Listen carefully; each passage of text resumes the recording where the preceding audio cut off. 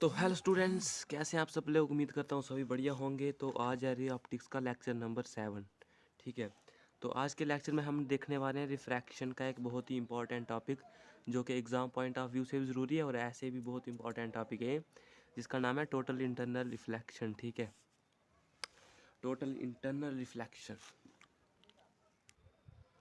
और इसी में हम पढ़ने वाले हैं इसका छोटा सा सब टॉपिक, जिसका नाम है क्रिटिकल एंगल, जिसको हम सी से डिनोट करते हैं वो क्या है। और क्रिटिकल एंगल और रिफ्रैक्टिव इंडेक्स के बीच में हम जो रिलेशन है वो भी पढ़ेंगे। ठीक है, तो बने रहिए इस वीडियो में, बहुत कुछ इन्फॉर्मेटिव होने वाला है।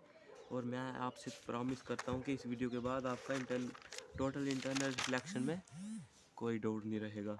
तो उसके लिए बने रहिए वीडियो में। ठीक है, तो ये टोटल इंटरनल रिफ्लेक्शन कब होती है? when light goes from denser to rarer medium। ठीक है, जब लाइट डेंसर से रियरर मीडियम में जाए तब ही जो है हमारी टोटल इंटरनल रिफ्लेक्शन होती है।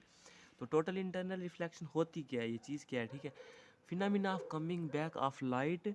मतलब जैसे देखो यार, ऐसे मैं इससे डेफिनेशन बता देता हूँ। Total internal reflection is a phenomena of reflection of light into a denser medium from N interface this denser medium and rear medium. ठीक है, मतलब एक डेंसर मीडियम और रियर मीडियम का जो बीच में इंटरफेस है, जहाँ वो दोनों मिल रहे हैं, उसी इंटरफेस से लाइट का रिफ्लेक्ट हो जाना है। ऐसे तो देखो, अगर लाइट आ रही थी तो उसने डेंसर से रियर आ रही थी तो उसने क्या, अवे फ्रॉम नॉर्मल रिफ्रैक्ट होना था। लेकिन एक टाइम ऐसा आ जाता है जब ये ऐसे जाती है और अपने सेम मीडियम में वापस आ जाती है, उसी को हम टोटल इंटरनल रिफ्लेक्शन भी बोलते हैं। ठीक है, जैसा कि सेम केस डायमंड वगैरह में होता है, जो चीज़ें चमकती हैं। ठीक है, क्या होता है कि जैसे लाइट यहाँ से जा रही है, ठीक है, तो उसके अंदर कुछ एंगल वगैरह ऐसे सेट हो जाते हैं कि जो लाइट है, मतलब ऐसे थी, इसने रिफ्रैक्ट होकर बाहर जाना था, लेकिन होता क्या है कि वो सर्टन एंगल पे लाइट की होने की वजह से वो सेम मीडियम में वापस आ जाती है। ऐसे चलते चलते उसमें बहुत सारी टोटल इंटरनल रिफ्लेक्शन होती है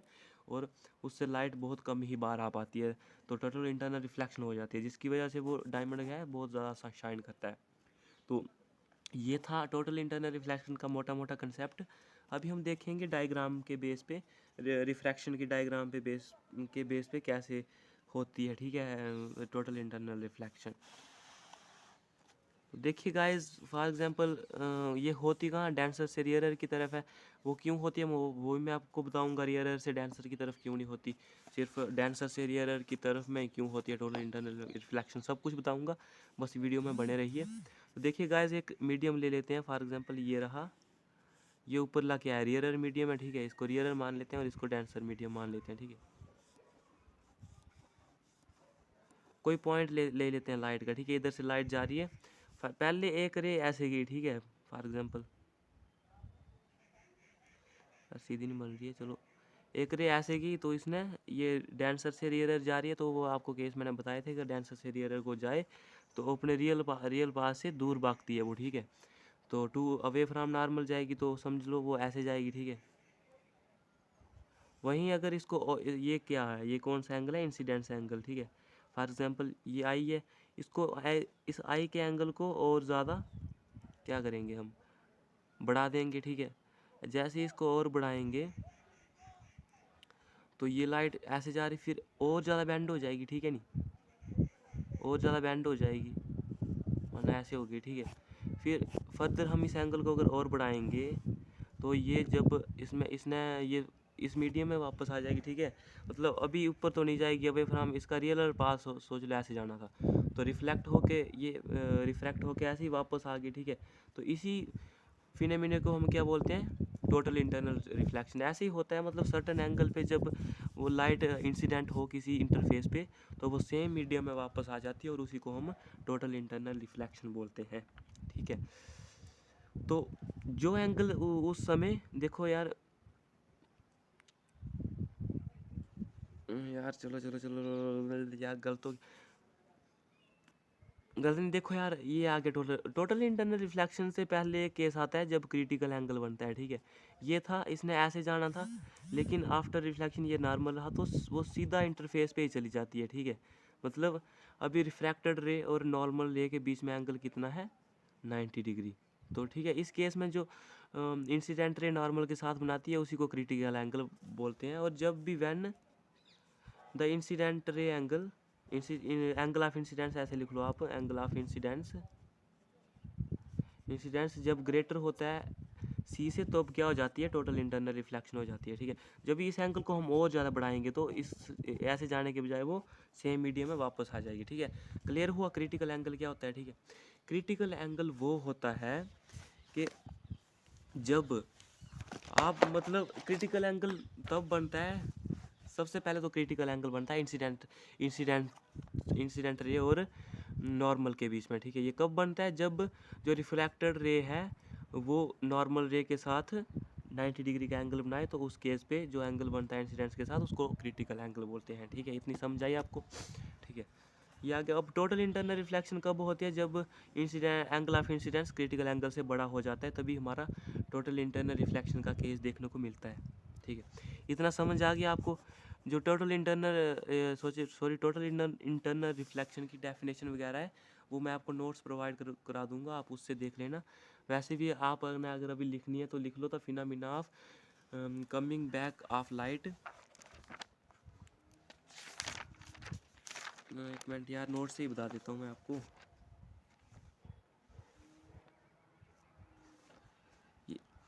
ये क्या होती है, it is the phenomena of coming back of light into a denser medium from an interface of this denser medium and rare medium. जो डेंसर मीडियम और रेयर मीडियम के बीच में जो इंटरफेस है, उस इंटरफेस से जब लाइट रिफ्लेक्ट बैक हो जाती है, कमिंग बैक मतलब लाइट का वापस आ जाना उसी सेम मीडियम में, उस इंटरफेस से जो डेंसर मीडियम और रेयर मीडियम के बीच में है उसको हम बोलते हैं टोटल इंटरनल रिफ्लेक्शन। उम्मीद करता हूँ आपको ये समझ आया होगा। डेफिनेशन लिख लीजिए जो मैंने बोला, एक बार फिर पीछे रिज्यूम वो करके रिमाइंड करके। तो कंडीशन क्या है टोटल इंटरनल रिफ्लेक्शन के लिए, कि लाइट शुड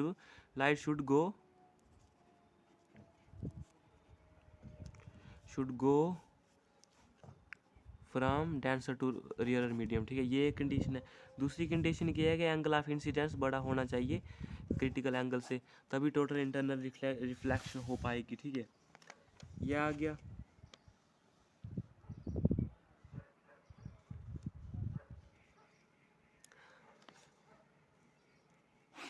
अब गाइस हम देखेंगे ये जो क्रिटिकल एंगल बना, इसको हम डिफाइन कैसे करेंगे।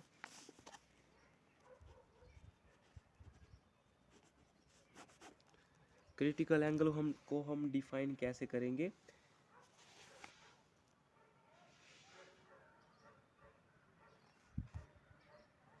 कि it is the angle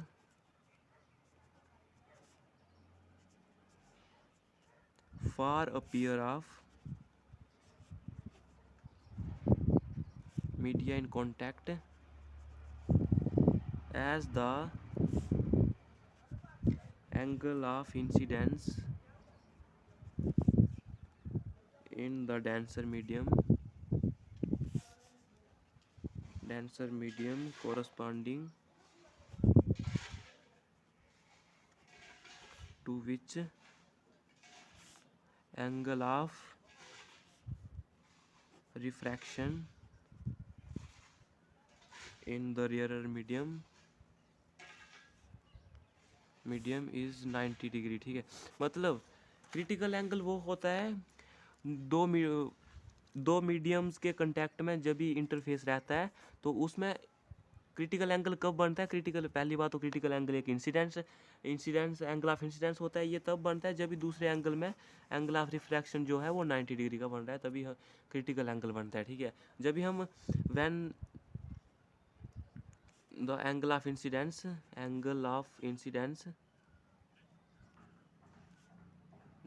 is greater than C, जब भी देखो सी से बड़ा होगा एंगल। ठीक है, angle of incidence critical angle से बड़ा होगा, तो देखो यार सी पे क्या हो रहा था, जब क्रिटिकल एंगल बन रहा था इंटरफेस के साथ, तो क्या हो रहा था, लाइट ऐसे जा रही थी। जब भी हम इस एंगल को बढ़ा देंगे, ठीक है, और बढ़ा देंगे, तो सेम इंटरफेस पे लाइट जानी ऐसे थी, लेकिन और बढ़ा दिया तो अंदर आ नहीं जाएगी लाइट, सेम मीडियम में वापस आनी आ जाएगी, तो तभी क्या हो जाएगी, टोटल इंटरनल रिफ्लेक्शन। तो अभी हम देखने वाले हैं रिलेशन बिटवीन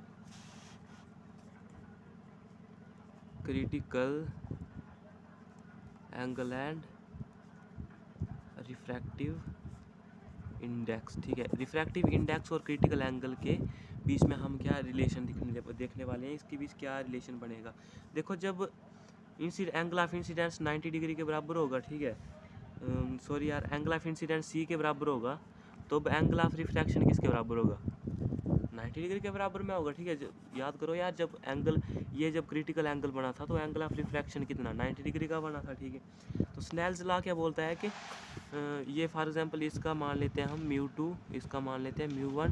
तो अकॉर्डिंग टू स्नेल्स लॉ क्या है कि रिफ्रैक्टिव इंडेक्स ऑफ मीडियम और उसका प्रोडक्ट उसी साइन ऑफ एंगल से, तो इसका इधर क्या है, साइन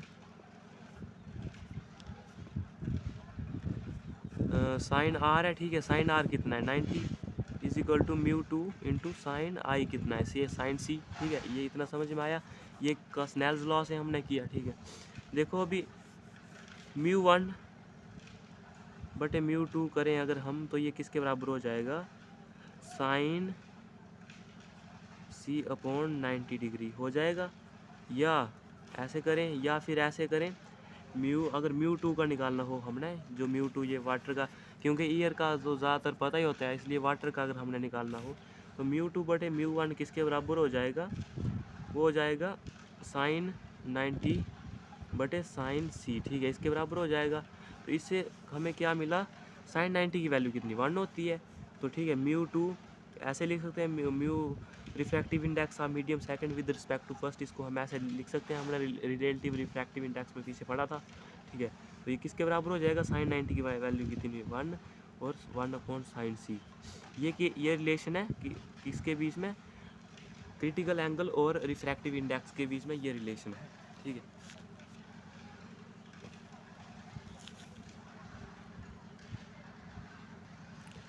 तो गाइस आज की वीडियो छोटी रहेगी, क्योंकि यार मैं आपको थोड़ा केमिस्ट्री भी करवा दूंगा आज। ठीक है, केमिस्ट्री का सॉल्यूशन चैप्टर हम स्टार्ट कर देंगे। तो आज की वीडियो इतना ही रखो आप, कल हम पढ़ेंगे रिफ्रैक्शन फ्रॉम स्फेरिकल सरफेसेस। ठीक है, टॉपिक चाहे नोट कर लो, रिफ्रैक्शन फ्रॉम स्फेरिकल सरफेसेस के जो स्फेरिकल सरफेसेस होंगे, ये तो हम प्लेन सरफेस से पढ़ रहे थे कि लाइट ऐसे रिफ्लेक्ट हो रही है उसे। ठीक है, अभी हम पढ़ेंगे कि स्फेरिकल सरफेसेस से कैसे लाइट जो है रिफ्रैक्ट होगी। ठीक है, नहीं, नेक्स्ट लेक्चर में वो पढ़ेंगे। ठीक है, अभी ये वीडियो आप देखिए, आप टोटल इंटरनल रिफ्लेक्शन को अच्छे से समझिए। आ सकता है कि एग्ज़ाम पॉइंट ऑफ व्यू से थोड़ा इंपॉर्टेंट टॉपिक है। और इसके बाद जो हम 1-2 टॉपिक समझने वाले हैं वो थोड़ा इंपॉर्टेंट नहीं होगा, लेकिन अंडरस्टैंडिंग के लिए वो ठीक रहेगा। तो चलो अभी आज की वीडियो को यहीं ख़त्म करते हैं।